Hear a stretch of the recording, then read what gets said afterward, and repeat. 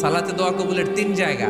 একটা হচ্ছে তাকবীরে তাহরিমার পরে আমরা সানা পড়ি না, আমরা তো একটা পড়ি, আল্লাহর হাবিব সুন্নাহ এবং নফল নামাজে আরো পড়তেন সানা, ওই দোয়া কবুল হয়। 2 নম্বর জায়গা সালাতে সেজদায় পড়ে দোয়া করলে কবুল হয়।